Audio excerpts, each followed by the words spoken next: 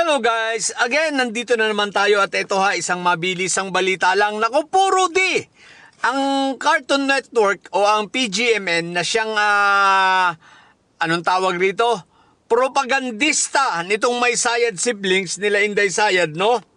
At ng May Sayad Black, iimbestigahan na ngayon ng Kamara ng Kongreso. So, I think si Congressman Ridon ang siyang naghain ng bill para imbestigahan na ang pamemeke, ang mga fake news na pinagagagawa nitong Cartoon Network nito o ang PGMN. Naku po, Rudy, at hindi lang yan.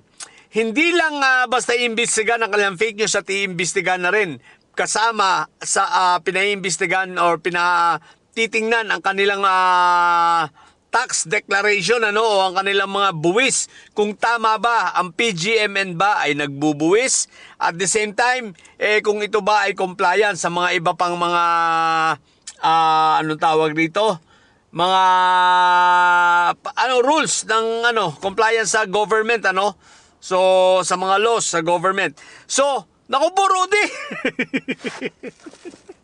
Alam nyo, yung owner nito, yung Franco, solid, talagang didilis yun.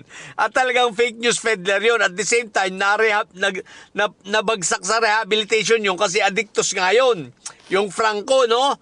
Itong owner ng PGMN. So, paktay na ang kanilang propagandista. Obvious naman kasi tatanga-tanga naman itong PGMN na ito. Isipin mo ba naman na gumawa ng video na kumuha ng iisa yung nagvi-video pero magkaibang bill ang ipinakita. Akala hindi mapapansin, akala hindi i-scrutinize. Magkaibang bill at pinapalabas nila ganun kataas, tumaas ang kuryente na binabayaran. Na kesyo ventilador lang daw ang gamit. Ang kawawa rito, pati itong nagpagamit na babae, malamang ito ay iimbestigahan itong kinuha nilang content, itong ginamit nilang content, malamang-lamang ito.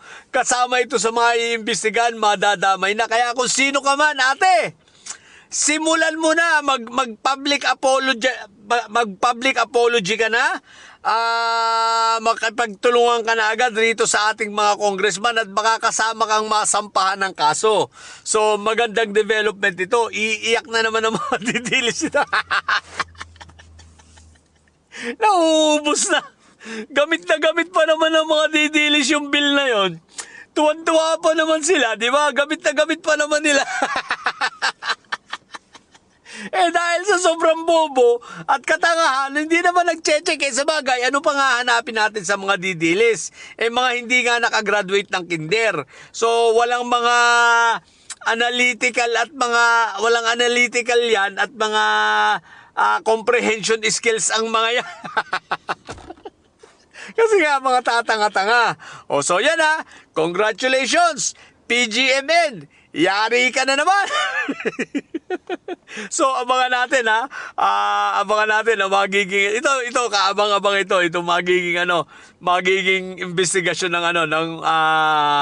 ng Kongreso laban dito sa PGMN. Anyway, doon sa mga nagtatanong nga pala, kailan ang botohan sa sa Kamara para dito sa articles of impeachment para umakyat na sa Senado, mangyayari po yan ay ngayong May 11. So, magla-live tayo niyan, magla-live tayo. So, panoorin nyo at abangan, magkita-kita tayo ron. Okay? So, yun lang. Sa mga bobong didilis na may mga sayad na gumamit ng mga itong peking bill ng Meralco na tuwan-tuwa, sobrang bobo nyo. Manang-mana kayo sa tatay nyong preso. Manang-mana kayo sa sa BP nyong bobo. Matili kayo mga bobo at may sahid sa pagkatang may sahid. Laging high blood.